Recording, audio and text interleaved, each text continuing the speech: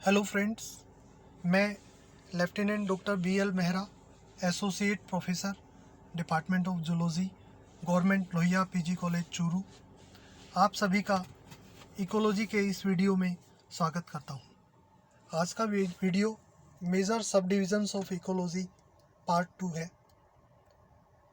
इससे पीछे के वीडियो में हमने अध्ययन किया था कि इकोलॉजी को हम दो भागों में बांट सकते हैं, autecology and sin ecology.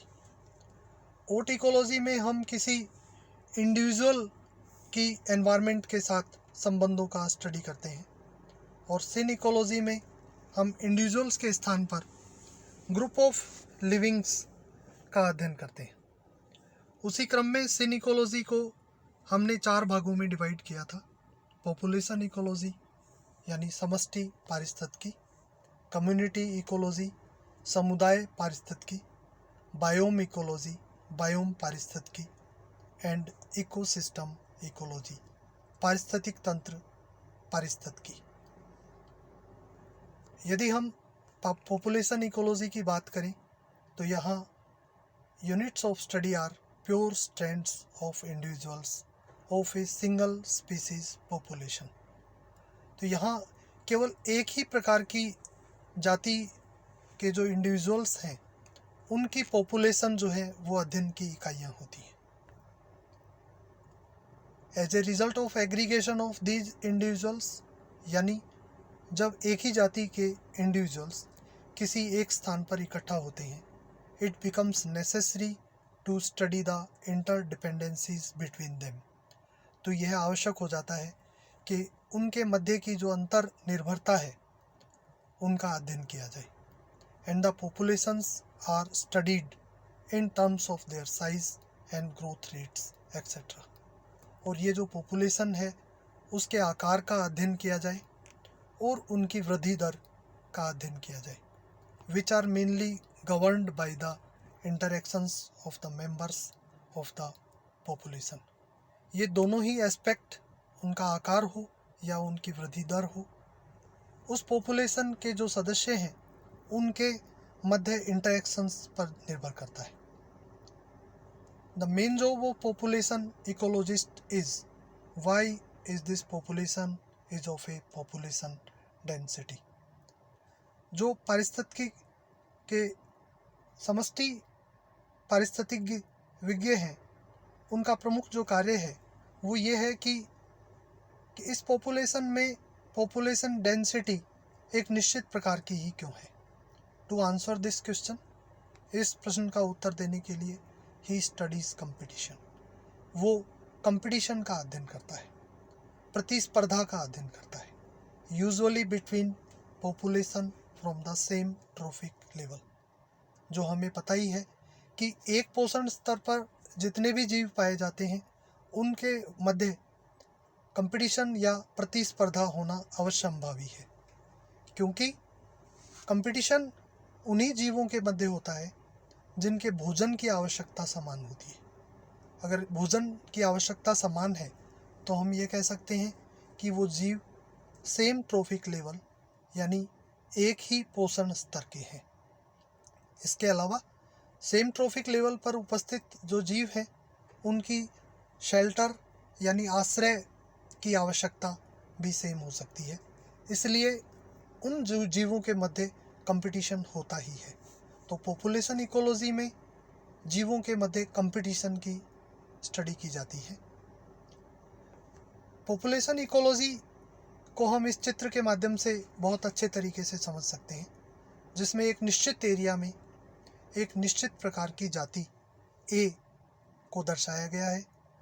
क्योंकि ए स्पीसीज बहुत सारी संख्या में उपस्थित है, इसलिए ये इसकी पॉपुलेशन हो जाती है, यानी पॉपुलेशन ऑफ स्पीसीज ए। चित्र में हम देख रहे हैं कि ये पॉपुलेशन ऑफ स्पीसीज ए एक निश्चित स्थान पर उपस्थित है और इनके जो जीव हैं वो न केवल एक दूसरे से प्रभावित होते हैं बल्कि एक दूसरे को प्रभावित करते भी हैं। तो इसकी स्टडी हम पॉपुलेशन इकोलॉजी या समष्टि पारिस्थितिकी में करेंगे। Then community ecology. समुदाय पारिस्थितिकी पॉपुलेशन इकोलॉजी से बड़ी टर्म है। Here the units of study are group of individuals belonging to different species. यहाँ अध्ययन की जो इकाइयाँ हैं वो विभिन्न जातियों से संबंधित इंडिविजुअल्स का समूह होती है। इट मे बी एनिमल और इट मे बी प्लांट। यह जंतु भी हो सकता है और ये प्लांट भी हो सकते हैं। In this ecology nature of interdependencies are studies between individuals of different species. इस प्रकार के अध्ययन में हम विभिन्न प्रकार की जातियों के जो इंडिविजुअल्स हैं उनकी परस्पर निर्भरता के संबंधों का अध्ययन करते हैं।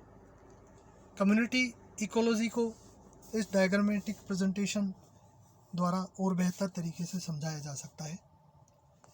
इसमें एक निश्चित एरिया में 4 प्रकार की स्पीसीज मिलती हैं, A, B, C and D, और ये स्पीसीज भी आपस में एक दूसरे को प्रभावित करती हैं और एक दूसरे से प्रभावित होती हैं। अगर इसका तुलना पॉपुलेशन इकोलॉजी से की जाए तो वहाँ एक ही प्रकार की स्पीसीज थी। कम्युनिटी इकोलॉजी में एक से अधिक प्रकार की स्पीसीज है, तो निश्चय ही एक से अधिक प्रकार की विभिन्न प्रकार की स्पीसीज के मध्य संबंधों का अध्ययन कम्युनिटी इकोलॉजी के अंतर्गत किया जाता है। Main work of community ecology is why is this community is of a particular diversity. यहाँ कम्युनिटी इकोलॉजी का जो प्रमुख कार्य होता है वो ये होता है कि क्यों यह कम्युनिटी या समुदाय एक निश्चित प्रकार की डाइवर्सिटी को शो करता है। Why does a particular community occur at A given location. क्यों एक निश्चित प्रकार की कम्युनिटी एक निश्चित प्रकार की लोकेशन या एक निश्चित प्रकार के स्थान पर ही पाई जाती है। हाउ कम्युनिटीज़ इंटरैक्ट, और किस प्रकार से समुदाय आपस में क्रिया करते हैं। सीन इकोलॉजी का नेक्स्ट पार्ट बायोम इकोलॉजी या बायोम पारिस्थितिकी कहलाता है। In nature a complex of more than one community is found in an area. प्रकृति में एक निश्चित स्थान पर एक से अधिक प्रकार की कम्युनिटी पाई जाती है, या यूँ कहें कम्युनिटी जटिल पाया जाता है। सम इन देयर सक्सेशन स्टेजेस, उसमें से कुछ कम्युनिटी अपने डेवलपमेंट की सक्सेशन स्टेजेस में होती है, यानी वे विकास के कुछ आरंभिक अवस्था में होती हैं और कुछ विकास कर रही होती हैं। And some in their climax stage, और कुछ अपने विकास के चरम अवस्था पर होती हैं, यानी उन्होंने अपना पूर्ण विकास कर लिया है।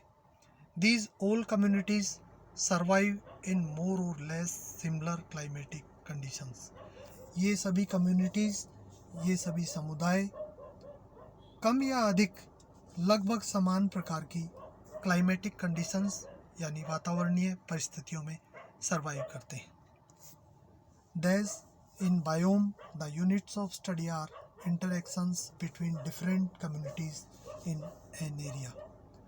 तो हम कह सकते हैं कि बायोम में अध्ययन की जो इकाइयाँ होती हैं वो एक निश्चित स्थान पर उपस्थित विभिन्न प्रकार की कम्युनिटी के मध्य इंटरेक्शंस होता है। बायोम इकोलॉजी को हम इस चित्र की सहायता से समझ सकते हैं। इस चित्र में 3 सर्किल्स को दर्शाया है। सबसे बड़ा सर्किल कम्युनिटी 1 को प्रदर्शित करता है, उससे छोटा सर्किल जो दाईं तरफ है कम्युनिटी 2 को शो करता है, और सबसे छोटा सर्किल कम्युनिटी 3 को दर्शाता है। कम्युनिटी 1 में A, B, C और D प्रकार की स्पीसीज मिलती हैं। कम्युनिटी 2 में X, Y, Z प्रकार की स्पीसीज मिल रही हैं। कम्युनिटी 3 में P, Q, R, S प्रकार की स्पीसीज मिलती हैं। कम्युनिटी 1 के सर्किल का बड़ा आकार ये प्रदर्शित करता है कि यह अपने डेवलपमेंट की चरम अवस्था में है, यानी क्लाइमैक्स स्टेज पर है।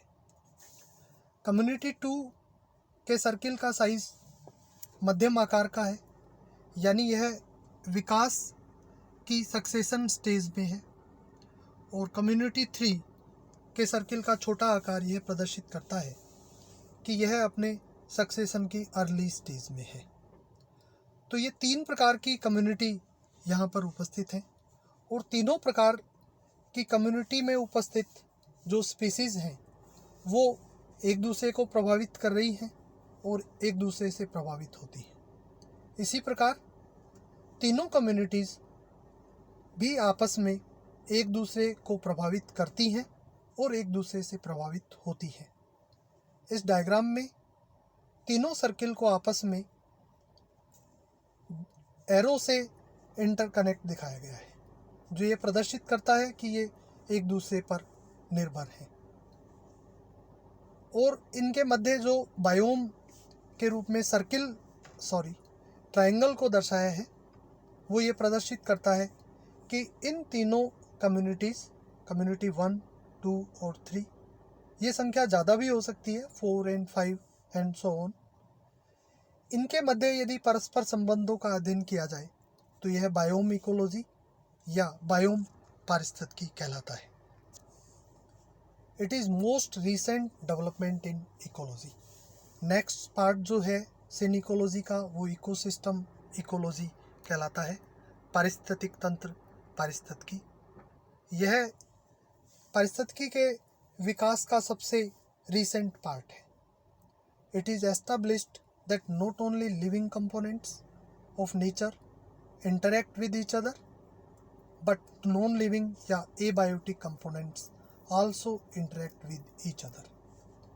पीछे के अध्ययनों से यह स्थापित हो गया है कि प्रकृति के न केवल सजीव घटक या बायोटिक कंपोनेंट ही एक दूसरे के साथ इंटरैक्ट करते हैं, बल्कि प्रकृति के नॉन लिविंग या निर्जीव या एबायोटिक अजैविक घटक भी एक दूसरे से क्रिया करते हैं या इंटरैक्ट करते हैं। These interacting components form an integrated system called as ecosystem.